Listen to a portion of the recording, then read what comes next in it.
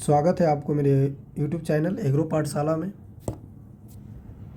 I hope आप सब अच्छे होंगे और तैयारी भी ज़ोरों शोरों से चल रही होगी। ऐसे तो फेस्टिवल का समय है, लेकिन ऐसे में हमें ये याद रखना है कि हमारा एग्ज़ाम भी है कुछ समय में।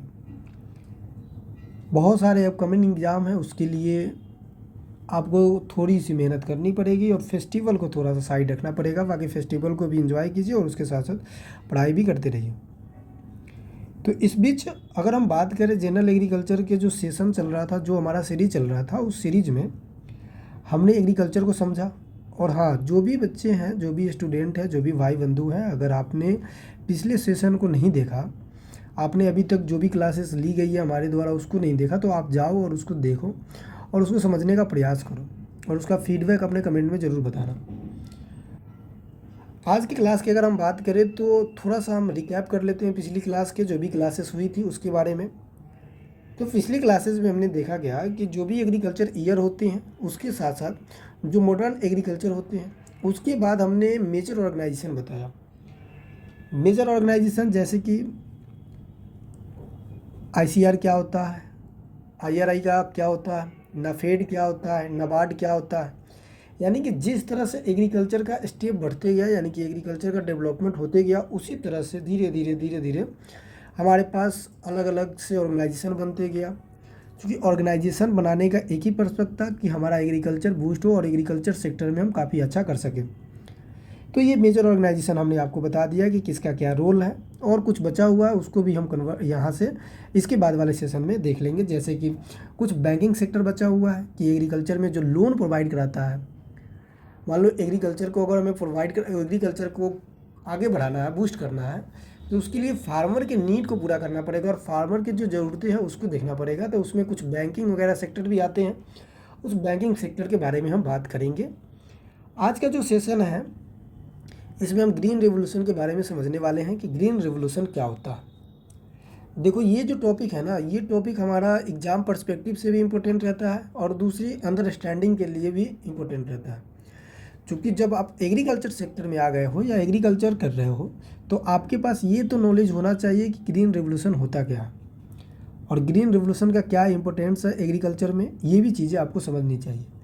आज जितने भी आप वीट राइस का प्रोडक्शन देखते हो, जितनी भी प्रोडक्शन बढ़ रहा है घट रहा है, जो भी स्टेट हाईएस्ट है, जो भी हम एक्सपोर्ट करते हैं इंपोर्ट करते हैं, ये सारी चीज़ें ग्रीन रेवोल्यूशन से ही हुआ है।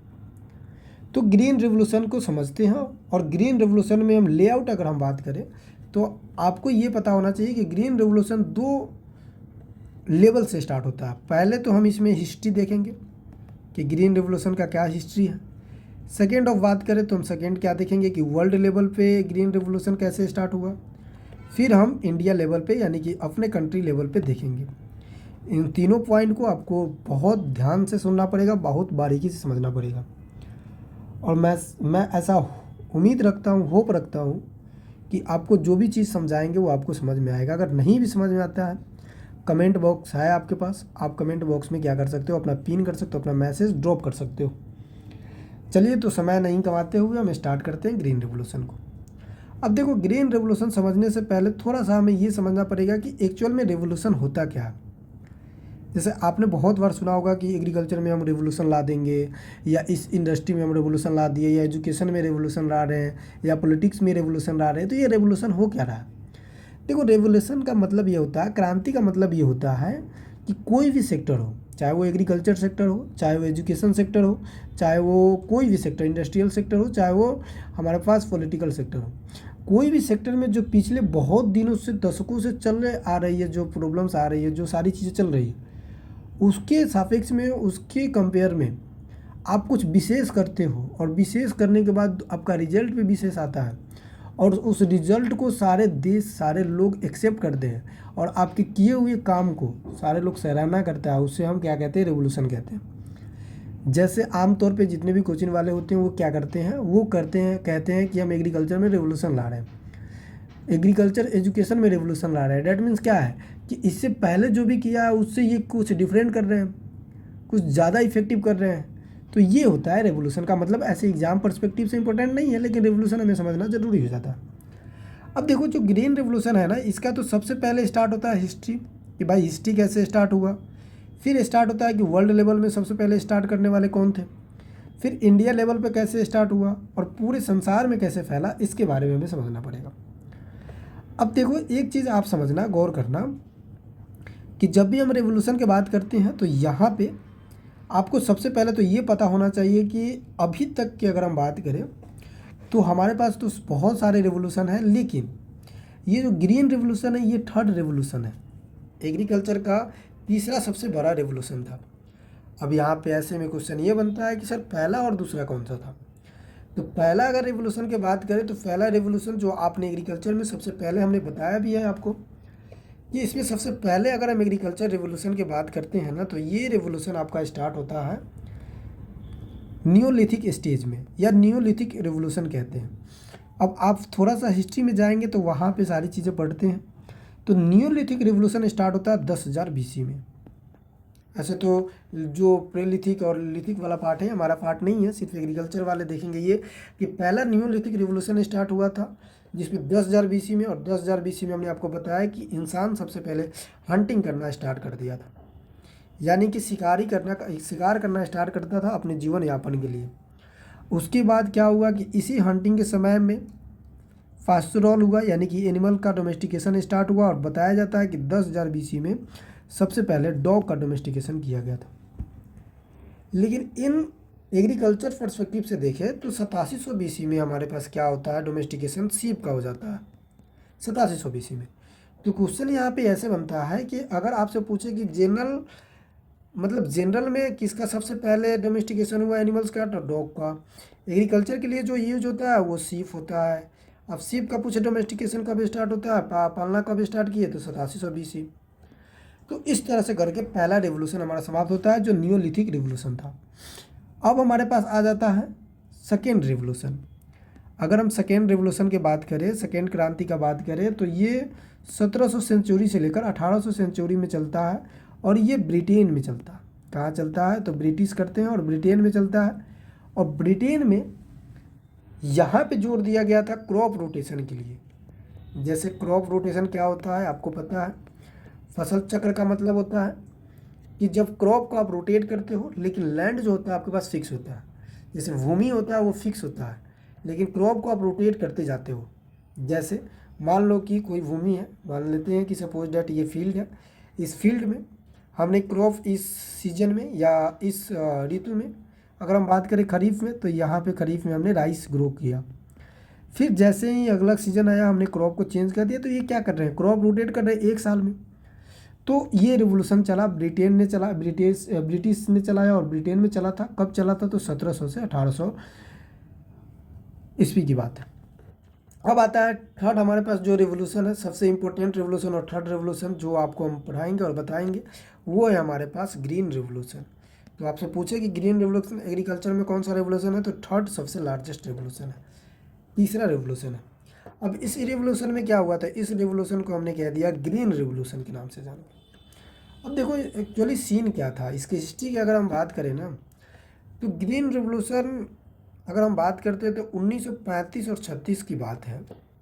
इस समय क्या होता था, पूरे संसार में, पूरे वर्ल्ड में फूड सिक्योरिटी नहीं था, यानी कि खाद्य सुरक्षा उतना नहीं था। कहीं पे प्रोडक्शन ज़्यादा हो रहा था तो कहीं पे प्रोडक्शन कम हो रहा था। कोई देश ऐसा था जो ज़्यादा एक्सपोर्ट पे डिपेंड था, कोई देश ऐसा था जो ज़्यादा इंपोर्ट करता था। तो एक बैलेंस नहीं हो पाता था। जैसे उस समय अपने इंडिया की बात करोगे तो इंडिया में उस समय सिर्फ हम इंपोर्ट करते थे। अब देखो एक्सपोर्ट इंपोर्ट का मतलब, एक्स का मतलब होता है बाहर, एक्स क्या होती है, बाहर ही हो जाती है अपनी लाइफ से, तो उसे एक्स कहते हैं। इंपोर्ट का मतलब क्या होता है, जब इन करे, अंदर करे, तो जो अंदर यानी कि अपने देश में कोई चीज़ आता है किसी दूसरे कंट्री से तो इंपोर्ट कहलाता है, लेकिन जब अपने कंट्री से किसी दूसरे कंट्री में भेजते हैं उसे एक्सपोर्ट कहते हैं।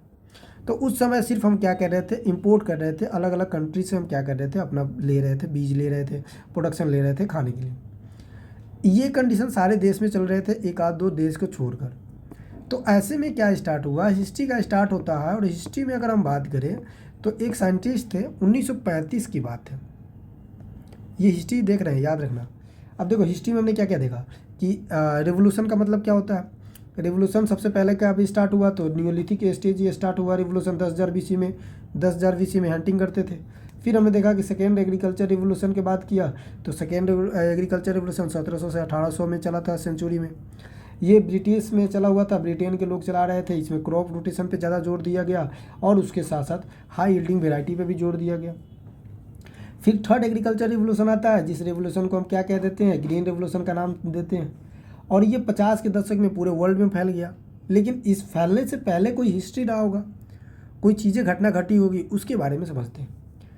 देखो होता क्या है, 1935 ईस्वी की अगर हम बात करते हैं तो 1935 में एक जापान के साइंटिस्ट थे, जापानीज साइंटिस्ट थे, जिनका नाम क्या था, जोंजीराव इनजुका। जोंजीराव इनजुका। अगर आपको फ्रेश ना दिखे तो आप लिख लेना, क्योंकि मैं बोल दे रहा हूँ, ठीक है। जो साइंटिस्ट का नाम क्या था, 1935 में एक जापानीज, कहाँ के साइंटिस्ट थे, तो जापान के साइंटिस्ट थे। क्या नाम था उनका, तो उनका नाम था गोंजीराव इनजुका। इन्होंने क्या किया, देखो इससे पहले जो भी वीट का वेराइटी होता था ना, गेहूं का, वो बहुत ज़्यादा टॉल होता था। क्या होता था, टॉल होता था। टॉल बोले तो 160 सेंटीमीटर तक होता था। अब ज़्यादा टॉल होने से क्या नुकसान है, तो ज़्यादा टॉल होने से नुकसान क्या हो जाता था, लॉजिंग की प्रॉब्लम देखने को मिलता था। अब यहाँ पे कुछ आता है कि सर लॉजिंग क्या होता है। लॉजिंग का मतलब होता है कि किसी भी फैक्टर की वजह से, चाहे वो क्लाइमेटिक फैक्टर हो या किसी भी कारणवश, प्लांट अपने सरफेस पे क्या हो जाता है, गिर जाता है, या प्लांट अपने सरफेस पे डाउनवर्ड हो जाता है, तो उसे हम लॉजिंग कहते हैं। जैसे मान लो कोई प्लांट लगा हुआ है, कोई क्रॉप लगा हुआ है, जैसे ज़्यादातर हम इसे राइस में देखते हैं और किस में देखते हैं, तो वीट में भी देख लेते हैं और उसके साथ साथ शुगर केन में भी देखते हैं। तो इस तरह से हवा चली और हवा चलने के बाद ये इस तरह से झुक जाती है अपने ही सरफेस पे, तो उसे लॉजिंग कहते हैं। तो होता क्या था कि पहले जो हमारे पास वीट का वैरायटी जो भी था, उसका अगर हम बात करें तो 160 सेंटीमीटर हाइट होता था, जिसकी वजह से लॉजिंग की प्रॉब्लम देखने को मिलता था। तो जापानी साइंटिस्ट ने 1935 में गोंजीराव इनजुका साहब ने क्या किया कि जापानीज वेराइटी का क्रॉस 2 अमेरिकन वेराइटी के साथ करा दिया। किसके साथ करा दिया, 2 अमेरिकन वेराइटी के साथ क्रॉस कराया। और 2 अमेरिकन वेराइटी के साथ क्रॉस कराने के बाद उन्होंने एक वीट का वेराइटी ग्रो किया, जिसका नाम था नॉरिन 10। क्या था, नॉरिन 10। अब नॉरिन 10 का बात करें तो नॉरिन 10 इन्होंने विकास किया। और नॉरिन 10 में 2 जीन रिस्पॉन्सिबल था इसके ड्वार्फनेस के लिए। पहला RH1 और RH2, रिड्यूस हाइट 1 और रिड्यूस हाइट 2। ये तो जीन है, याद रखना हमेशा। नॉरिन 10 क्या है, एक वैरायटी है, और ये RH1 RH2 जीन है। कई लोग कहते हैं कि 2 वैरायटी के साथ मिलाकर, इसमें 2 वैरायटी नहीं मिलाया गया, क्रॉस तो कराया गया, लेकिन जीन इसमें 2 रिस्पॉन्सिबल था, जो ड्वार्फ के लिए रिस्पॉन्सिबल था। अब ये जो 160 सेंटीमीटर का हुआ करता था, अब ये 110 सेंटीमीटर, 60 से लेकर 110 सेंटीमीटर तक हो गया। अब बताओ कि 60 सेंटीमीटर का जो कोई प्लांट है और कोई 60 सेंटीमीटर का प्लांट है, तो दोनों में ज़मीन आसमान का अंतर होगा। तो यहाँ पे एडवांटेज क्या होता था, यहाँ पे होता था कि लॉजिंग का प्रॉब्लम देखना बंद हो गया।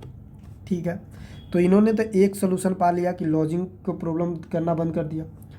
फिर ये क्या हुआ, नॉरिन 10 वैरायटी ना कहीं से ऐसे, बीच में तो बहुत सारे साइंटिस्ट आए, लेकिन उनका नाम हमें नहीं पता रखना है। बीच में बहुत सारे साइंटिस्ट आए, लेकिन एंड ऑफ द डे बात करें तो 1942 और 3 की बात है, ये चला जाता है एनी बोरलॉग साहब के पास। यानी कि एनी बोरलॉग एक साइंटिस्ट थे, एग्रोनॉमिस्ट थे। एनी, नॉर्मल बोरलॉग कहते हैं, तो ऐसे लिख सकते हैं कि एनी बोरलॉग,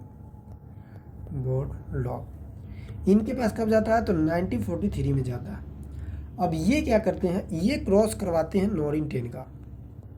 ठीक है, अब वो वाला क्रॉस नहीं पूछा जाता, लेकिन ये क्रॉस पूछा जाता है कि नॉरिन 10 का क्रॉस क्या है, तो नॉरिन 10 का क्रॉस करवाते हैं। और नॉरिन 10 का क्रॉस किससे करवाते हैं, तो नॉरिन 10 का क्रॉस करवाते हैं, आप यहाँ देखोगे तो नॉरिन 10 का क्रॉस कराते हैं फल्ट ड्रूमा के साथ। और उससे जो फल्ट ड्रूमा बनता है, यानी कि F1 तैयार होता है, इस F1 का क्रॉस कराते हैं टर्की रेड के साथ, तब जाकर नॉरिन 10 तैयार होता है। नॉरिन 10 क्रॉस कराकर ड्वार्फ बनाने के साथ साथ इसमें कुछ डिजीज लगता था। जैसे आप देखोगे तो वीट का सबसे मेजर जो डिजीज है वो रस्ट लगता है। तो रस्ट को क्या किया इन्होंने, रेजिस्टेंट बनाया। अब भाई कोई प्लांट से हमें ग्रोथ कराना है, उसमें किसी प्रकार का दिक्कत ना हो, तो उसके लिए सारे प्रॉब्लम्स को हटाना पड़ेगा। अगर उसमें कोई डिजीज लग रहा है उसको हटाना पड़ेगा, इंसेक्ट लग रहा है उसको कंट्रोल करना पड़ेगा। तो इन्होंने रस रेजिस्टेंट डिजीज बनाया 1940 और 42 के आसपास में, ठीक है, ये चीज़ें याद रखना।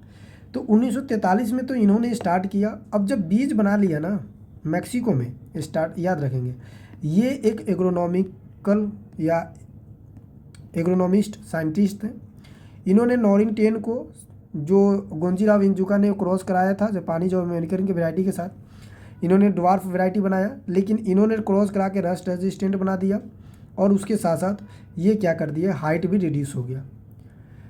अब जब इन्होंने बना लिया तो इन्होंने सोचा कि चलो अपने देश में तो हमने कर लिया, सारी चीज़ें हो गई, ये स्टार्ट हो गई रिवोल्यूशन, हमने सारी चीज़ें, रिवोल्यूशन तो उस समय नहीं दिया गया था ना, लेकिन अपनी कंट्री में तो चलो हो गया। लेकिन इनके मन में ये चीज़ें आया कि एक काम करते हैं, एक जीन बैंक बना देते हैं कि ताकि अगर किसी कंट्री को फिर से ज़रूरत पड़ जाए तो वो यहाँ से क्या कर सकता है, ले सकता है और वहाँ जाकर अपने देश में ग्रोथ कर सकता है। तो इन्होंने एक संस्था बनाती है और संस्था बनाते हैं, और संस्था की बात करें तो उस संस्था को हम क्या कहते हैं, तो सीमिट के नाम से जानते हैं। किस नाम से जानते हैं, सीमिट के नाम से जानते हैं। ये एक जीन बैंक है, याद रखेंगे, ऑर्गेनाइजेशन है। इस सीमिट का अगर फुल फॉर्म की अगर हम बात करते हैं तो सीमिट का फुल फॉर्म हमारे पास होता है इंटरनेशनल मेज एंड व्हीट इम्प्रूवमेंट सेंटर। देखो ये एक जीन बैंक बना, वहाँ पे स्टोर हुआ, उसके साथ साथ क्या होता था कि इस पे काम चलते रहता था। नॉरिन 10 पे काम चलते हुए रहता था, चाहे वो कोई भी वैरायटी हो, नॉरिन 10 हो या कोई भी वैरायटी हो, 1664 हो, इस तरह से कुछ वैरायटी को भी वहाँ पे डेवलप किया गया। कोई सेग्रीगेशन वैरायटी जो काम चल रहा था वो भी डेवलप कर रहे थे वहाँ पे। अब 1950 और 60 के दशक में क्या हुआ कि सारे कंट्री के लोग यहाँ से सीड ले गए, और सीड ले जाने के बाद हाई यील्डिंग वैरायटी ग्रो किया, ऐसे ऐसे वैरायटी, चूँकि ये वैरायटी हाई यील्डिंग हो गया था। उसके बाद बात करें तो वहाँ पे फर्टिलाइज़र ज़्यादा यूज़ करना हमने स्टार्ट कर दिया, पेस्टिसाइड यूज़ करना स्टार्ट कर दिया। अब जब ये सारी चीज़ें यूज हुई तो यूज होने के बाद हमारा प्रोडक्शन बढ़ गया। तो ऐसा बताया जाता है कि 1950 और 60 के दशक में सारे देश में यानी कि वर्ल्ड में ग्रीन रिवोल्यूशन क्या हो जाता है, स्प्रेड कर जाता है, फैल जाता है, ठीक है, 1950 और 60 के बीच में। वहीं पे संस्था का नाम याद रखेंगे सीमिट के बारे में, सीमिट का संस्था का नाम याद रखेंगे कि सीमिट एक जीन बैंक है। जीन बैंक का मतलब होता है कि जो जीन होता है ना, कोई भी क्रॉप का, टोटल क्रॉप का जो जीन होता है उसे स्टोर रूम कह सकते हैं, कि ताकि इन फ्यूचर हमें कभी भी जीन का ज़रूरत पड़े। मान लो कि हमने 5 साल पहले या 50 साल पहले कोई जीन बनाया था जो काफ़ी रेजिस्टेंट भी था डिजीज़ के लिए और प्रोडक्शन भी ज़्यादा दे रहा था, और आज के डेट में वो चीज़ें नहीं हो रही है, तो वहाँ से जीन बैंक से अगर हमने स्टोर किया तो स्टोर करके हम अभी यूज कर सकते हैं और उसका क्या कर सकते हैं, इस्तेमाल करके प्रोडक्शन बढ़ा सकते हैं। तो इस तरह से करके क्या बना, ऑर्गेनाइजेशन बन गया, जिस ऑर्गेनाइजेशन को सीमिट कहा। सीमिट एक जीन बैंक है जिसमें क्या हुआ, वीट भी हुआ, मेज भी हुआ, और बार्ले यानी कि जौ जैसे क्रॉप को भी जीन बैंक बनाया गया। 50 और 60 के दशक में सारे वर्ल्ड में ग्रीन रिवोल्यूशन फैल गया। इसमें जो सबसे इम्पोर्टेंट रोल था ये एनी बोरलॉग साहब का था, और एनी बोरलॉग साहब ने ग्रीन रिवोल्यूशन का एक नया मोड़ दिया, और इन्हीं को हम कहते हैं फादर ऑफ ग्रीन रिवोल्यूशन, और सीमिट भी इन्हीं के द्वारा बनाया गया था, ये भी याद रखेंगे। तो father of green revolution in the world पूछे तो आप क्या बताओगे, ग्रीन रिवोल्यूशन का फादर कौन है। फादर का मतलब ये नहीं होता है कि उनका जन्म दिया, फादर का मतलब होता है कि उस फील्ड में इन्होंने काम किया और सफलता पाई, और सारी दुनिया ने इनकी सफलता का क्या किया, कम्प्लीमेंट दिया, सराहना दिया। तो इनको हम कह देते हैं कि ये जनक है इनका, ठीक है। जैसे अपन कोई चीज़ का निर्माण करते नहीं कहते कि ये मैंने बनाया है, इसका निर्माण मैंने किया है, तो इस तरह से हम इनको फादर कहते हैं। तो फादर ऑफ ग्रीन रिवोल्यूशन कौन हो जाएगा, एनी बोरलॉग साहब हो जाएगा। इन्होंने सीमेंट का निर्माण किया था, सीमेंट का मतलब होता है इंटरनेशनल मेज व्हीट इम्प्रूवमेंट सेंटर, ये जीन बैंक है। इस तरह से क्या हुआ, हमारे वर्ल्ड में 1950 और 60 के दशक में सारे जगह ग्रीन रिवोल्यूशन फैल गया।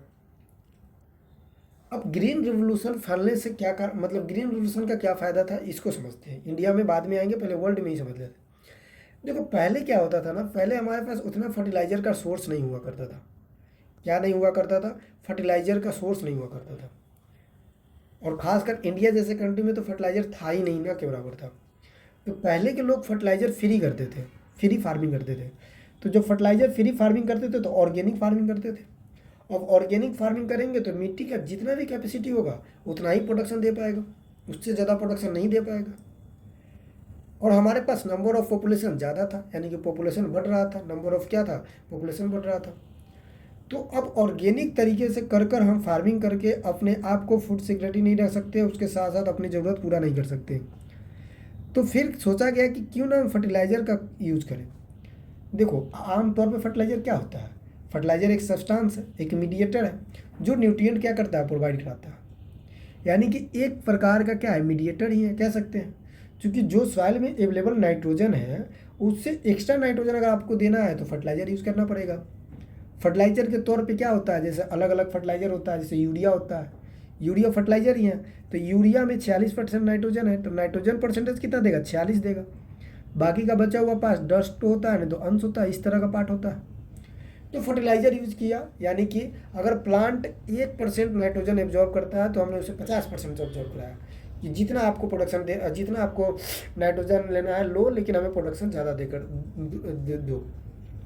तो जब नाइट्रोजन अप्लाई हमने करना स्टार्ट किया तो नाइट्रोजन का आपका पता है रोल क्या होता है, वेजिटेटिव पार्ट बहुत जल्दी से ग्रोथ करता है। तो वेजिटेटिव पार्ट बढ़ा, वेजिटेटिव पार्ट के बाद रिप्रोडक्टिव पार्ट, ये सारी चीज़ें होना स्टार्ट हुआ। और एंड ऑफ द डे बात करें तो प्रोडक्शन हमारा क्या हुआ, इंक्रीज हो गया। तो इस तरह से एग्रीकल्चर रिवोल्यूशन वर्ल्ड में स्टार्ट होता है। तो हमने हिस्ट्री देख लिया, हिस्ट्री में हमने आपको जापानी साइंटिस्ट जोंजीराव इनजुका के बारे में बताया, जो जापानीज वेराइटी का क्रॉस अमेरिकन वेराइटी के साथ क्रॉस कराया। फिर नॉरिंग 10 का क्रॉस किसने कराया, तो एनी बोरलॉग साहब ने कराया था। वो फल्ट ड्रूमा के साथ क्रॉस कराया तो फल्ट ड्रूमा बना, उसको क्रॉस फिर किसके साथ कराया, तो टर्की रेड के साथ कराया। इस तरह से क्या हुआ कि हमारे पास जो नॉरिंग 10 था वो दो चीज़ों से हमारे पास रेजिस्टेंट हो गया। पहला तो रस रेजिस्टेंट हो गया, दूसरा हमारे पास क्या हो गया कि वो ड्वार्फ वैरायटी हो गया। ड्वार्फ का मतलब होता है बौनापन हो गया, और जब छोटा होगा यानी कि जब बौना होगा तो प्लांट क्या करेगा, स्ट्रॉन्ग रहेगा, वो लॉजिंग को प्रॉब्लम देखने को नहीं मिलेगा। तो इस तरह से स्टार्ट होता है वर्ल्ड में ग्रीन रिवोल्यूशन। अब इंडिया का बात कर लेते हैं कि इंडिया में ग्रीन रिवोल्यूशन कैसे स्टार्ट होता है, यहीं पे समझ लेते हैं। देखो अगर इंडिया का बात करें ना, इंडिया का बात करें तो थोड़ा सा आपको पीछे चलना पड़ेगा। जब हम लोग बिफोर इंडिपेंडेंस से पहले की बात करते हैं, जब अंग्रेज रहते थे तो उन्होंने एक कंपेनिंग स्टार्ट किया। उस कंपेन को कहते हैं हम ग्रो मोर फूड, 1942 में स्टार्ट किया था। और इसी समय सेकेंड वर्ल्ड वार चल रहा था, आपको पता ही है। तो ग्रो मोर फूड का जो कंपेन था वो तो इसका पर्सपेक्टिव था सॉरी, गुड क्वालिटी का आप सीड लो और क्या करो, प्रोडक्शन हमें बढ़ा कर दो।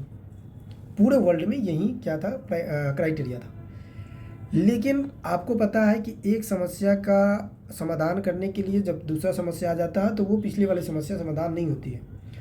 तो फिर क्या हो गया कि यहाँ पे वर्ल्ड वार चल रहा था और अंग्रेज़ों ने सारे पैसे, यानी कि अंग्रेज़ों का सारा ध्यान कहाँ था, वर्ल्ड वार की तरफ था। तो फिर ये जो कंपेन था उतना सक्सेसफुल रहा नहीं, पहला। यानी कि ये भी क्वेश्चन आता है कि 1942 में ग्रो मोर फूड स्टार्ट किया गया था, और इंडिया का यानी कि बिफोर इंडिपेंडेंस से पहले सबसे बड़ा प्रोजेक्ट और सबसे बड़ा कैंपेनिंग था। किसको लेकर, तो प्रोडक्शन बढ़ाने को लेकर। अब सुनना, 1942 में तो ये हो गया। आपको पता होगा कि 1943 की बात है, 43 की बात है, बंगाल में फेमाइन आ गया। बंगाल फेमाइन के नाम से जानते हैं। और बंगाल में फेमाइन आने का मतलब है कि जो राइस था ना उसमें एक भयंकर डिजीज लगता है, फंगस लगता है। और फंगस से होने वाली जो डिजीज था हमारे पास ब्राउन स्पॉट ऑफ राइस था, ब्राउन स्पॉट ऑफ राइस था। अब देखो एक समस्या गई नहीं कि दूसरी समस्या आ गई। तो 1943 में क्या हुआ, बंगाल फेमाइन है। बंगाल फेमाइन रस्ट क्या होता है, तो ब्राउन स्पॉट ऑफ रस्ट किस में लगता है, राइस में लग गया। ऐसा बताया जाता है कि 20 मिलियन लोग क्या कर गए, इसमें घायल हो गए। अब 20 मिलियन उस समय बहुत होता है, ठीक है। ऐसे तो एग्जैक्ट डाटा नहीं है, लेकिन यहाँ से क्वेश्चन पूछा नहीं जाता है कि इतने लोग घायल हुए, लेकिन आपको याद रखना है सीक्वेंस वाइज हम चल रहे हैं। अब 1943 में चलो जैसे तैसे हुआ, 1947 में हमें इंडिपेंडेंस मिला, 1947 में। और जब इंडिपेंडेंस मिल गया तो उस समय बुरी स्थिति में जवाहरलाल नेहरू के पास ये सौंपा गया, बहुत कंडीशन ख़राब था। तो 1947 में आज़ादी मिली, और 1947 के बाद जब लोग आज़ाद हो गए तो हर चीज़ से आज़ाद हो गए। अब जब आज़ाद हो गए तो उन्होंने आज़ादी का फ़ायदा उठाया और इतना पॉपुलेशन करना स्टार्ट, मतलब पॉपुलेशन हमारा क्या हो गया, बहुत ज़्यादा पॉपुलेशन इंक्रीज कर गया, जनसंख्या बढ़ गया। अब 1947 में एक तो देश पहले से ही गरीब है, और एक देश पहले से ही बहुत ज़्यादा प्रॉब्लम्स में है। अंग्रेज़ों ने सारी चीज़ यहाँ से लूट के चले गए। तो 1947 में प्रॉब्लम में था, प्रोडक्शन भी हमारे पास नहीं हो रहा था और उसके साथ साथ हमने पॉपुलेशन भी इंक्रीज कर लिया। अब जब पॉपुलेशन बहुत ज़्यादा बढ़ गया तो हमारे पास 1960 में क्या आया, एक क्राइसिस आया। क्राइसिस का मतलब होता है कि अकाल पड़ जाना या फिर बहुत ज़्यादा दिक्कत हो जाना फूड सिक्योरिटी को लेकर। अब 1960 में आप एक तरफ देखो, एक तो भारत उस समय बहुत क्रिटिकल स्टेज में था। अब 1960 में पॉपुलेशन बहुत ज़्यादा बढ़ गया। पॉपुलेशन बढ़ने से क्या हुआ कि हमें जितना प्रोडक्शन चाहिए वो नहीं हो पा रहा था। हम अमेरिका से नए नए वैरायटी लेके आ रहे थे, तो वो भी कैसा वैरायटी या वो भी कैसा सीड दिया जाता था या बीज दिया जाता था या खाने के लिए वीट दिया जाता था, तो जो सुअर खाते हैं ना उसकी वैरायटी का वीट दिया जाता था। तो इस समय क्या हुआ कि 1960 में पॉपुलेशन बढ़ा और बहुत ज़्यादा दिक्कत हो गई। 1960 में क्राइसिस आया। फिर 1965 में एक प्रोग्राम चलाया गया, जिस प्रोग्राम को हम कहते हैं हाई यील्डिंग वैरायटी प्रोग्राम, जिसे हम शॉर्ट फॉर्म में WYVP के नाम से जानते हैं। अब देखना, हाई यील्डिंग वैरायटी प्रोग्राम क्या होता है। हाई यील्डिंग वैरायटी प्रोग्राम में सरकार के द्वारा ये बताया गया कि काम करते हैं, हमें हाई से हाई प्रोडक्शन लेना है। आप फर्टिलाइज़र यूज़ कर लो, आप कोई भी केमिकल सब्सटेंस यूज़ करो, लेकिन हमें प्रोडक्शन बढ़ाना है। लेकिन आपको जैसे हमने बताया कि वहाँ पे हमारे पास फर्टिलाइज़र का उतना हमारे पास सोर्स नहीं था, तो ये प्रक्रिया उतनी बढ़िया से नहीं चल पाया। अब 1950 में हम 1960 से 65 आ चुके हैं और देश में विदेश कह रहे हैं, पूरे वर्ल्ड में आपको पता है कि 60 के करीब में वर्ल्ड जो ग्रीन रिवोल्यूशन था वो फैल चुका था। तो 1965 के दौरान 66 और 67 के दौरान जिस समय के तत्कालीन प्रधानमंत्री, मतलब जिस समय प्रधानमंत्री थे इंदिरा गांधी जी, उन्होंने एक साइंटिस्ट को बुलाया, जो साइंटिस्ट का काफ़ी योगदान है और उन्हीं के वजह से ग्रीन रेवोल्यूशन स्टार्ट भी होता है, जिनका नाम क्या था, MS स्वामीनाथन। ठीक है, MS स्वामीनाथन जी को बुलाया गया। अब इंदिरा गांधी के साथ बैठक हुई, मीटिंग हुई और इनको बताया गया कि ये सारी चीज़ें कि हमें किसी भी तरह करके, आप एग्रीकल्चरिस्ट हो, आप ये क्या थे ना, ये प्लांट ब्रीडर थे। प्लांट ब्रीडर मतलब प्लांट जेनेटिक्स एंड ब्रीडर में क्या थे, ये बहुत ज़्यादा नामी थे और प्लांट ब्रीडर थे, प्लांट पे ये काम करते थे बहुत सारे। तो इनको बताया गया कि भाई आप किसी तरह सीड पे काम करो, प्रोडक्शन हमें बढ़ाकर देना ही देना होगा। तो MS स्वामीनाथन ने क्या किया, सारी जगह माथा मारने के बाद इन्होंने देखा कि वर्ल्ड में ग्रीन रेवोल्यूशन चल रहा है 1950-60 के दशक में, और हम लोग 66 में है, तो 10 साल पहले ही स्टार्ट हो चुका था। तो इन्होंने क्या किया, नॉरिन 10 के पास गया और वहाँ से 100 kg वीट का नया वैरायटी के साथ यहाँ पे वीट वैरायटी लेकर इंडिया आया। चूँकि नॉरिन 10 काम कर रहे थे, नॉरिन 10 पे काम कर रहे थे कौन, एनी बोरलॉग साहब, और उनका रिजल्ट के माध्यम से ये भी हुआ कि पूरे वर्ल्ड में ग्रीन रेवोल्यूशन स्टार्ट हुआ और सफलता भी मिली। ग्रीन रेवोल्यूशन स्टार्ट हुआ, सफलता भी मिलती है। उसके बाद क्या होता है कि 1965-66 के दौरान में, 66-67 के दौरान में MS स्वामीनाथन जी जाते हैं मैक्सिको में जाकर 100 kg वहाँ से बीज लेकर आते हैं कि भैया हमारे देश की काफ़ी स्थिति थोड़ी दयनीय है, तो आप हेल्प कर दो। तो हेल्प करते भी है वो, और हेल्प कर कर क्या करते हैं कि वहाँ से 100 kg का क्या लाते हैं, बीज लाते हैं वीट का। ठीक है, ये चीज़ें याद रखना। अब 100 kg वीट में आपसे पूछे कि कौन कौन से वीट लेके आते हैं, वीट का कौन सा वैरायटी है, तो 1960 में तो क्राइसिस आता है। 100 kg वीट का बीज लेके आते हैं, जिसमें अगर हम बात करें तो सुनहरा 64, सुनहरा 63 और लरमा रोजा वैरायटी करके बीज लेकर आते हैं। इसमें जो सेग्रीगेशन वाला जो सीड था वो भी दे दिया गया था। सेग्रीगेशन का मतलब होता है कि जिस बीट पे काम हो रहा है, जिस बीज पे, जिस सीड पे काम अगर हो रहा होगा उस पर इम्प्रूवमेंट किया जाता है, वो भी बीज दे दिया जाता है। देखो, कोई भी बीज जब तैयार होता है तो पहले उसको ना अपने ही एक्सपेरिमेंट में, अपने ही लैब में तैयार किया जाता है, फिर फील्ड में डेमोस्ट्रेशन किया जाता है, डेमोस्ट्रेशन किया जाता है, देखा जाता है उसको करके, फिर उसे डिस्ट्रीब्यूट किया जाता है। तो इस तरह से क्या हुआ कि उन्होंने सेग्रीगेशन वाले बीज को भी दिया कि भैया ले जाओ, कोई दिक्कत नहीं है, आप यहाँ ले जाकर ये चीज़ें करो और ग्रीन रेवोल्यूशन अपने यहाँ स्टार्ट कर सकते हैं। अब याद रखना कि 1664, 1663 और लरमा रोजा लेके आता है। लरमा रोजा जो वैरायटी है ना, ये जो वीट में सबसे खतरनाक रस्ट लगती है, तीनों टाइप्स का रस्ट, जैसे कि आपको ये जो तीनों टाइप का रस्ट होता है, जैसे ब्राउन रस्ट होता है, ब्लैक रस्ट होता है, ये सारी चीज़ के लिए रेजिस्टेंट था, तो वो लरमा रोजा को भी लेकर आते हैं। लेकर आने के बाद कुछ अपने वैरायटी के साथ, जो पहले से इंडिया में लोकल वैरायटी था, उसके साथ क्रॉस कराते हैं। चूँकि हमारे पास सुपीरियर आ चुका है और इन्फीरियर के साथ क्रॉस कराएंगे तो सुपीरियर आएगा। ऐसे आम तौर पे देखते हो कि जब भी कोई बच्चा पढ़ने में उतना इंटेलिजेंट नहीं होता है तो उसे ये बताया जाता है कि ये काम करो, आप इंटेलिजेंट स्टूडेंट के साथ बच्चों जो पढ़ने में बहुत अच्छा है उनके साथ बैठो, क्योंकि उनसे कुछ आपको सही गुण सीखने को मिलेगा। तो इन्होंने क्या कराया, क्रॉस कराया। क्रॉस कराकर जो वैरायटी बनाया वो बनाया सोनालिका 2, उसके बाद कल्याण सोना, उसके बाद अगर हम बात करें तो सरवती सोनारा जैसे बीज को बनाया और डेवलप किया। अब जो सोनारा 64 था, यहाँ से याद रखना कि सोनारा जो 64 था उसका क्रॉस कराता है लोकल ब्रीड के साथ और बनाता है क्या, सोनालिका, उसके बाद कल्याण सोना, उसके बाद सरबती सोनारा। ठीक है, ये चीज़ें बनाता है। और एक चीज़, हाँ, हाई यील्डिंग वैरायटी भी कौन स्टार्ट किए गए थे, किन के द्वारा स्टार्ट किया गया था, तो ये इंदिरा गांधी के द्वारा स्टार्ट किया गया था, लेकिन ये एम एस स्वामीनाथन जी ने किया था। देखो, इंदिरा गांधी तो प्राइम मिनिस्टर थे, लेकिन उनके अंदर काम कर रहे थे एम एस स्वामीनाथन जी, तो उनका भी नाम याद रखना पड़ेगा। फिर इसी हाई यील्डिंग वैरायटी प्रोग्राम को आगे नाम दे दिया गया ग्रीन रिवोल्यूशन। अब हम लोग कहाँ थे कि एम एस स्वामीनाथन जी बीज लेकर आते हैं, बीज लेके आने के बाद जो लोकल वैरायटी था हमारे पास उसके साथ क्रॉस कराते हैं। क्रॉस कराने के बाद उसमें जो क्रॉस कराते हैं उससे तत्पश्चात जो निकलता है, जो रिजल्ट निकलता है वो हमारे पास क्या निकलता है, सोनालिका, कल्याण सोना और सरवती सोनारा जैसे बीज का निर्माण होता है। अब फिर जब ये चीज़ें हो जाती है तो हमें ये डिसाइड करना होता है कि किस एरिया में हम लगाएं। क्योंकि हमारे पास क्रिटिकल स्टेज है तो हम ऐसा एरिया को डिसाइड करेंगे जो ज़्यादा फर्टिलिटी रेट ज़्यादा हो उस एरिया का। तो आप अगर पढ़े हो या नहीं भी पढ़े हो तो आगे हम लोग पढ़ेंगे कि सॉइल साइंस जब पढ़ते हैं, मृदा विज्ञान जब पढ़ते हैं, तो वहाँ पे टाइप ऑफ सॉइल पढ़ोगे ना इंडिया का, तो आप पाओगे कि एलुवियल सॉइल बहुत ज़्यादा फर्टाइल होता है। ठीक है, एलुवियल सॉइल भी फर्दर अलग अलग पार्ट में होता है, लेकिन फिर भी एलुवियल सॉइल काफ़ी हेल्पफुल होता है और काफ़ी फर्टिलिटी रेट उसका ज़्यादा होता है।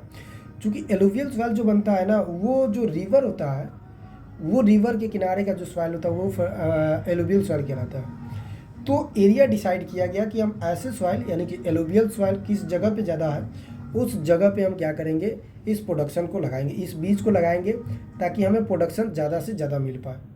क्योंकि हम रिस्क नहीं ले सकते हैं, हम ऐसे जगहों पे नहीं लगा सकते हैं जिस जगह पे क्या हो, प्रोडक्शन ना मिल पाए, या जिस जगह पे सॉइल फर्टिलिटी रेट ना हो। अब इसे हम राजस्थान में लगा देंगे तो दिक्कत हो जाएगा। इवन राजस्थान के जो श्री गंगानगर स्टेट है, यहाँ पे फर्टिलिटी रेट बहुत ज़्यादा है राजस्थान के अगर कंपेयर में बात करें तो इसके लिए 5 जगह डिसाइड होता है। ठीक है, और 5 जगह डिसाइड किया गया इंडिया का। सबसे पहला पंजाब, चंडीगढ़, हरियाणा, दिल्ली, वेस्ट यूपी का इस्तेमाल किया गया। और इसमें भी अगर याद रखना है तो राजस्थान में श्री गंगानगर एरिया को डिसाइड किया गया था। ठीक है, अब ये जो एरिया था ये फर्टिलिटी रेट बहुत ज़्यादा था और इसके वजह से यहाँ पे क्या स्टार्ट किया गया, ग्रीन रिवोल्यूशन को स्टार्ट किया गया। और ग्रीन रिवोल्यूशन स्टार्ट किया गया, बहुत सारा फर्टिलाइज़र यूज़ किया गया। ये भी याद रखेंगे कि फर्टिलाइज़र हमने बहुत यूज़ किया, पेस्टिसाइड यूज़ किया। अब देखना, एक प्लांट को बहुत ज़्यादा प्रोडक्शन देने के लिए या स्वस्थ होने के लिए या ग्रोथ एंड डेवलपमेंट के लिए उसमें जितने भी बैरियर आता है, उस बैरियर को अगर आप नुकसान पहुंचा दोगे या बैरियर आने ही नहीं दोगे तो वो प्रोडक्शन बहुत अच्छा से कर लेगा। जैसे इन जनरल अपने बारे में समझे तो अगर हमें इफ़ेक्टिव पढ़ाई करनी है तो अपने आसपास के जो बैरियर है, जो आसपास के डिस्टर्बेंस है, उससे अगर हम क्लियरेंस कर लेते हैं, उससे हम क्लियर कर लेते हैं, उससे हम कट हो जाते हैं, अलग हो जाते हैं, तो हम क्या करेंगे, अपने सफलता के लिए 2 कदम आगे ही रहेंगे हमेशा के लिए। तो इस तरह से क्या किया गया, प्लांट में पहले देखना क्या क्या होता है। प्लांट में अगर आप ग्रो करते हो तो वीड भी वहाँ ग्रो हो जाएगा, वीड यानी कि खरपतवार। तो आप एक काम करो, खरपतवार को नुकसान कर दो, क्योंकि खरपतवार अगर हो जाएगा तो जो न्यूट्रिएंट प्लांट को चाहिए उसमें से हिस्सा ले लेगा क्या, खरपतवार। तो यहाँ पे खरपतवार मारने के लिए हम क्या यूज़ कर लेंगे, हर्बिसाइड का यूज़ कर लेंगे या वीडीसाइड का यूज़ कर लेंगे। वीडीसाइड और हर्बिसाइड दोनों सेम ही होता है, थोड़ा सा डिफरेंट होता है। हर्बिसाइड का मतलब होता है कि जितने भी हर्ब वाले होते हैं उसको मारना होता है, चाहे वो क्रॉप हो चाहे वीड हो। वीडीसाइड का मतलब होता है जो आपके लिए वीड है उसे मारना है, उसे हम वीडीसाइड कहते हैं। ऐसे दोनों टर्म यूज कर सकते हैं, कोई दिक्कत नहीं है। बाकी इसमें पेस्ट लगता है तो पेस्ट, बाकी इसमें इंसेक्ट लगता है तो इंसेक्टिसाइड यूज कर लो। और इन सारी चीज़ों को हम कह देते हैं पेस्ट। पेस्ट का मतलब होता है कि अगर प्लांट को कोई भी चीज़ नुकसान पहुंचा रहा है वो पेस्ट हो जाएगा। जैसे आप पढ़ाई करते हो, पढ़ाई के दौरान आपको कोई भी डिस्टर्ब करता है वो आपके लिए पेस्ट हो जाएगा, चाहे वो फैमिली मेम्बर हो चाहे वो फ्रेंड सर्कल से हो, तो वो क्या कहलाएगा, पेस्ट कहलाएगा। तो पेस्ट से हम नुकसान जो हो रहा था उससे हम क्या कर देंगे, पेस्ट के माध्यम से अपना नुकसान ख़त्म कर देंगे। तो प्लांट को क्या हो जाएगा, आसानी से ग्रोथ एंड डेवलपमेंट कर लेगा।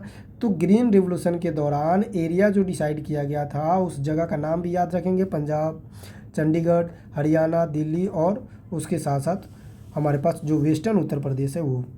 आज भी देखोगे तो पंजाब का फर्टिलिटी रेट इतना ज़्यादा है कि यहाँ पे कम एरिया होने के बावजूद भी यहाँ का क्रॉपिंग इंटेंसिटी बहुत बढ़िया है, सबसे ज़्यादा क्रॉपिंग इंटेंसिटी यहीं का है। तो एरिया डिसाइड होता है, फर्टिलाइज़र बहुत ज़्यादा यूज करते हैं। उसके बाद अगर हम बात करें तो पेस्टिसाइड बहुत यूज करते हैं। और इस तरह से हमने प्रोडक्शन बढ़ाना स्टार्ट किया और प्रोडक्शन करना स्टार्ट कर दिया। और इसके तत्पश्चात अगर हम बात करें तो इतना प्रोडक्शन हमने करना स्टार्ट कर दिया कि 1978 आते आते, अब देखो 1966 में हमने स्टार्ट किया और 66 के बाद यानी कि 4 इधर और 8 इधर, 12 साल के बाद हमारे पास प्रोडक्शन लेवल इतना बढ़ गया कि हम इंपोर्ट जब करते, उस समय तो हम इंपोर्ट करते थे लेकिन अब हमने एक्सपोर्ट करना स्टार्ट कर दिया। ये 78 के दौरान में हमने करना स्टार्ट किया। तो यहाँ क्या मोड़ ले लिया, ग्रीन रेवोल्यूशन अगर नहीं होता तो ये चीज़ें नहीं होती, और ये चीज़ें नहीं होती तो फिर हमारे पास जो आज जो भी प्रोडक्शन देखते हो इसका क्या हो जाएगा, नुकसान हो जाता, ये चीज़ें नहीं हो पाती। तो ग्रीन रेवोल्यूशन ये है सारी सारांश जो हमने आपको बता दिया। अब ऑब्जेक्टिव क्या था, तो ऑब्जेक्टिव तो यही था कि हमारे पास क्या करे, फूड सिक्योरिटी, खाद्य सुरक्षा बढ़ाए। क्योंकि किसी भी देश का अगर फूड सिक्योरिटी, खाद्य सुरक्षा सही नहीं है तो वो देश कहीं ना कहीं किसी दूसरे देश पे डिपेंड रहेगा। जैसे आपके घर में अगर खाने के लिए नहीं है तो आप कहीं ना कहीं दूसरे के पास डिपेंड रहोगे, दूसरे के पास हाथ फैलाओगे। तो इसीलिए बोला जाता है कि हर चीज़ अपने पास रखा करो और सुरक्षित रखा करो, फूड सिक्योरिटी रखा करो कि ताकि फ्यूचर में चलकर हमें किसी के पास हाथ फैलाना ना पड़े। तो ऑब्जेक्टिव पूछे ग्रीन रेवोल्यूशन का क्या होगा तो हम कह देंगे कि फूड सिक्योरिटी, खाद्य सुरक्षा के लिए, सिक्योरिटी के लिए। शॉर्ट टर्म की अगर बात करें कि सबसे पहला कंडीशन क्या था, तो शॉर्ट टर्म की अगर हम बात करें तो शॉर्ट टर्म में हम addressing the Indian hunger crisis, Bharat को संकट पर ध्यान देना यानी उससे मुक्त कराना था। पहला तो कंडीशन यही था। क्योंकि हमें लॉन्ग टर्म के अगर हम सोचते तो ये भी सोच लेते कि भाई फर्टिलाइजर यूज़ करेंगे तो आगे नुकसान करेगा, तो उस समय हमने शॉर्ट टर्म सोचा। शॉर्ट टर्म में यही था कि हम एड्रेसिंग करेंगे किसका, हंगर का, जो हमारे पास क्राइसिस है। फिर आता है कि लॉन्ग टर्म क्या देखा गया, तो लॉन्ग टर्म ये देखा गया कि रूरल डेवलपमेंट और इंडस्ट्री डेवलपमेंट होगा। कैसे होगा, अब फर्टिलाइज़र आप यूज़ करोगे तो फर्टिलाइज़र के लिए कंपनी बनेगा, अब कंपनी बनेगा तो एम्प्लॉयमेंट मिलेगा। उसके साथ साथ अगर हम बात करें तो कंपनी बनेगा, उसके साथ साथ हमारा प्रोडक्शन बढ़ेगा तो ट्रांसपोर्ट बढ़ाना पड़ेगा, रोड तैयार करना पड़ेगा, तो रूरल डेवलपमेंट भी होगा साथ में। इंडस्ट्रियल डेवलपमेंट का मतलब है कि फर्टिलाइज़र हमें बनाना है तो फर्टिलाइज़र के लिए एक इंडस्ट्री भी बैठाना पड़ेगा, तो इंडस्ट्रियल यहाँ पे डेवलपमेंट होगा। एम्प्लॉयमेंट जनरेट होगा। देखो हर सिक्के के दो पहलू होता है। अगर आप फर्टिलाइज़र यूज़ करते हो तो उसका नुकसान है, लेकिन उस समय हमें उतना नुकसान की तरफ नहीं देखना था, हमें प्रोडक्शन की तरफ देखना था। तो उस समय एडवांटेज क्या क्या था कि एम्प्लॉयमेंट जनरेट होता, उसके साथ साथ globalisation of the agriculture world, पूरे वर्ल्ड में अपना एग्रीकल्चर का स्टम्प डालना कि ताकि हम भी किसी दूसरे कंट्री से कम नहीं है और प्रोडक्शन क्या कर सकते हैं, एक्सपोर्ट और इम्पोर्ट कर सकते हैं। इस तरह से ऑब्जेक्टिव ऑफ ग्रीन रिवोल्यूशन रहा।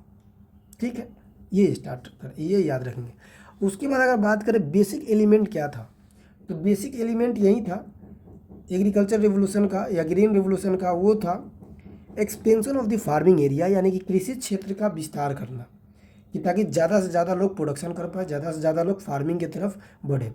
उसके बाद डबल क्रॉपिंग सिस्टम भी हमने अपनाना स्टार्ट किया। क्रॉपिंग सिस्टम क्या होता है ये एग्रोनॉमी में पढ़ेंगे, जब वहाँ पे हम पढ़ेंगे क्लासिफिकेशन ऑफ क्रॉप के बारे में। उसके बाद इम्प्रूवमेंट, जो जेनेटिकली इम्प्रूवमेंट वैरायटी होता है उसका यूज़ करना स्टार्ट किया। अब देखो नॉन इंटेंट क्या है, एक जेनेटिकली इम्प्रूवमेंट वैरायटी ही तो है। इस तरह से बहुत सारे वैरायटी बनता है इम्प्रूवमेंट करके, ये चीज़ें हुआ। अब इसका सारांश हमने तो बता दिया ग्रीन रिवोल्यूशन के बारे में, लेकिन आपसे पूछ लिया जाए कि पॉजिटिव इम्पैक्ट क्या पड़ा ग्रीन रिवोल्यूशन का, तो इंक्रीज हो गया क्रॉप प्रोडक्शन में, रिड्यूस हो गया फूड ग्रेन जो हम इंपोर्ट करते थे, इंपोर्ट का मतलब अपने देश में लाते थे, उसका इंपोर्ट क्या हो गया, रिड्यूस हो गया। फार्मर को बेनिफिट मिल गया, क्योंकि प्रोडक्शन बढ़ेगा तो फार्मर का इनकम बढ़ेगा, इनकम बढ़ेगा तो देश का जीडीपी बढ़ेगा। इसके साथ इंडस्ट्रियल ग्रोथ, फर्टिलाइजर बढ़ाने के लिए इंडस्ट्री बना, रूरल डेवलपमेंट हुआ, रूरल एम्प्लॉयमेंट बढ़ गया, क्योंकि फर्टिलाइजर कंपनी बढ़ेगा तो उसमें रोज़गार बढ़ेगा। तो इस तरह से पॉजिटिव इम्पैक्ट रहा ग्रीन रेवोल्यूशन का। अब आते हैं निगेटिव इम्पैक्ट। वही बात है कि हर सिक्के का दो पहलू होता है। अगर आप कोई चीज़ें स्टार्ट करते हो तो उसका एडवांटेज और डिसएडवांटेज दोनों एक ही साथ होता है।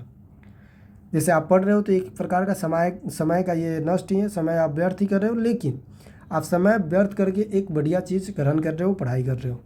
तो हर सिक्के का दो पहलू होता है, लेकिन हमें उस पहलू का याद रखना होता है जो जिस समय हमें ज़रूरत होता है। अब जिस समय हमारे पास भोजन ही नहीं है, उस समय हम ज़्यादा आध्यात्मिक हो जाए कि फर्टिलाइज़र क्यों यूज़ करते हैं, फील्ड में खराबी करेगा, तो फिर हम तो जीवित ही नहीं रह पाएंगे, तो इतने ज्ञान लेकर क्या करेंगे। तो उस समय जो प्रायोरिटी रखना है वो याद रखना है कि हमें क्या रखना है। उसके बाद हम बात करें कि निगेटिव इम्पैक्ट, तो आप सबको पता है कि ये सॉइल और क्रॉप पे ज़्यादा इम्पैक्ट पड़ता है। क्योंकि फर्टिलाइज़र जब आप यूज़ करते हो तो सॉइल वाले पार्ट का जो फर्टिलिटी रेट है, फर्टिलिटी रेट का मतलब होता है कि खुद से जो प्रोडक्शन देने का कैपेसिटी या न्यूट्रिएंट प्रोवाइड कराने का जो कैपेसिटी था वो ख़त्म हो जाता है। हेल्थ हजार्ड का मतलब है कि जो स्वास्थ्य है हमारा उस पर खतरा हो जाएगा। क्योंकि आपको ही पता है कि जो बाहर से हम कोई फर्टिलाइज़र देंगे, केमिकल सब्सटेंस देंगे, प्लांट उसे एब्जॉर्ब करेगा और प्लांट एब्जॉर्ब करके उसको अपना भोजन बनाएगा तो उस भोजन को हम कंज्यूम करेंगे, तो उस भोजन में भी तो फर्टिलाइज़र है। तो उस फर्टिलाइज़र क्या करेगा, हमारे लिए हेल्थ हजार्ड का काम करेगा। उसके बाद एक्सेसिव यूज ऑफ केमिकल हमने ये स्टार्ट किया तो फील्ड का फर्टिलिटी रेट ख़राब हो जाएगा। उसके साथ साथ अगर बात करें तो मोर वाटर कंजप्शन बढ़ गया। पहले फील्ड के पास जो नेचुरली न्यूट्रिएंट था उसे डिजॉल्व करने के लिए लेस वाटर का रिक्वायरमेंट होता था। अब के दौर में अगर प्लांट ज़्यादा फर्टिलाइज़र यूज़ करते हो तो उस समय के लिए आपके पास फर्टिलाइज़र का वाटर का रिक्वायरमेंट बढ़ जाएगा। तो ये निगेटिव और पॉजिटिव चीज़ें जो ग्रीन रेवोल्यूशन के लिए था। अब ग्रीन रिवोल्यूशन में जो भी योगदान दिए थे उनके बारे में तो हमने आपको बता दिया, लेकिन यहाँ पे जो आप इमेज देख पा रहे हो इन्हीं की वजह से ग्रीन रिवोल्यूशन स्टार्ट होता है और इनको हम क्या कहते हैं, father of green revolution in the world. अब जितने भी ग्रीन रिवोल्यूशन में क्रांतियाँ करी और ग्रीन रिवोल्यूशन स्टार्ट किया तो वर्ल्ड में जो स्टार्ट किए थे उनका नाम एनी बोरलॉग साहब था, जिसे हम नॉर्मन बोरलॉग के नाम से जानते हैं। फादर ऑफ ग्रीन रिवोल्यूशन इन्हें कहते हैं। ये चीज़ें आप याद रखेंगे। अब दूसरा क्वेश्चन आ जाता है। अब हाँ, एक चीज़ और याद रखेंगे कि एनी बोरलॉग या नॉर्मन बोरलॉग साहब के बारे में याद रखेंगे कि 1943 में इन्होंने स्टार्ट किया। 1950 में इन्होंने पूरे वर्ल्ड में बताया ग्रीन रेवोल्यूशन के बारे में और फैला भी। 1970 में जाकर इन्हें वर्ल्ड फूड प्राइज़ मिलता। अब वर्ल्ड फूड प्राइज़ क्या होता है जी? तो वर्ल्ड फूड प्राइज़ का मतलब होता है कि अगर कोई पर्सन किसी भी फील्ड में, चाहे वो एग्रीकल्चर फील्ड हो चाहे कोई भी, लेकिन स्पेशली एग्रीकल्चर में हमें देखना है कि अगर कोई भी पर्सन एग्रीकल्चर फील्ड में बहुत अच्छा कोई काम करता है और उसके किए हुए काम को सारे लोग सराहना देता है और उस चीज़ को फॉलो करता है लोग, उसे हम प्रोवाइड कराते हैं वर्ल्ड फूड प्राइज़।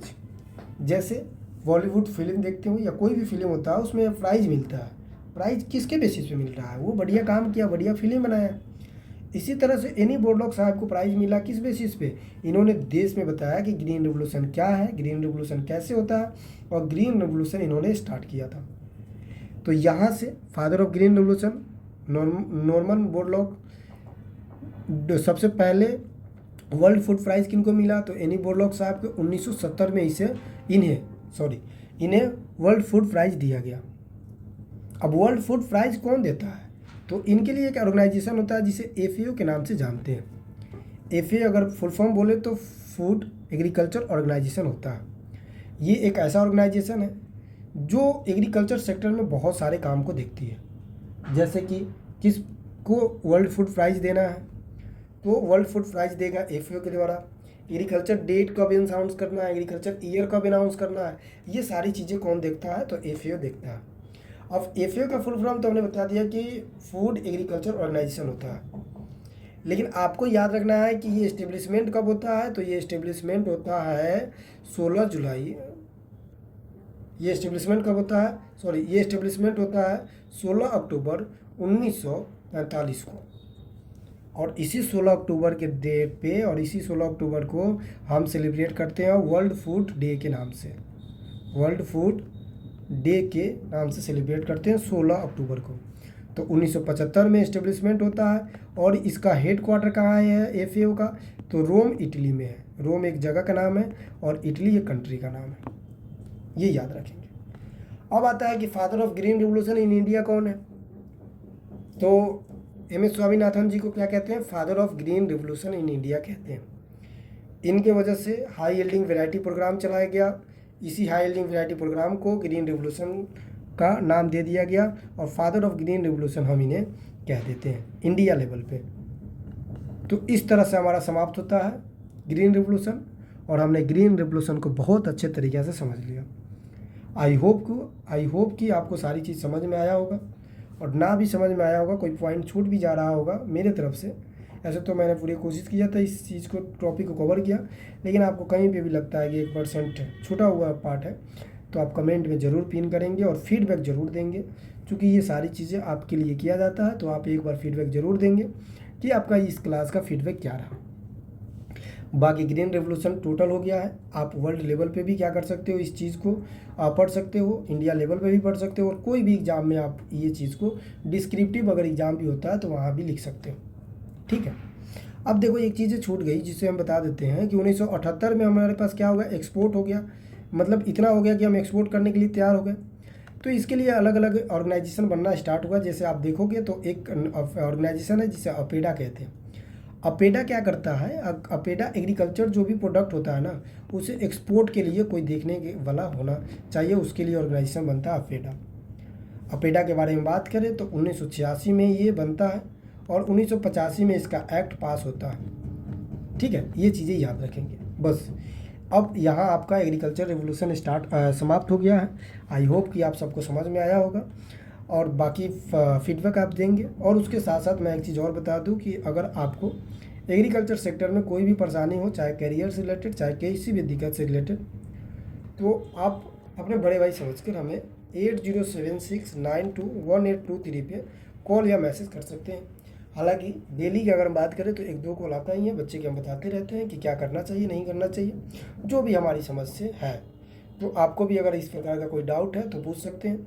उसके साथ साथ एग्रीकल्चर सब्जेक्ट का कोई भी सब्जेक्ट हो, 16 के 16 सब्जेक्ट का मैं गारंटी लेता हूँ। कोई भी सब्जेक्ट हो, अगर आपको कोई चीज़ें समझ में ना आ रहा हो तो वो चीज़ें आप पूछ लेना, बेहिचक हम बता देंगे। ठीक है, बाकी मिलते हैं अगले वीडियो में। जब तक के लिए पढ़ते रहिए, मस्त रहिए, स्वस्थ रहिए। धन्यवाद।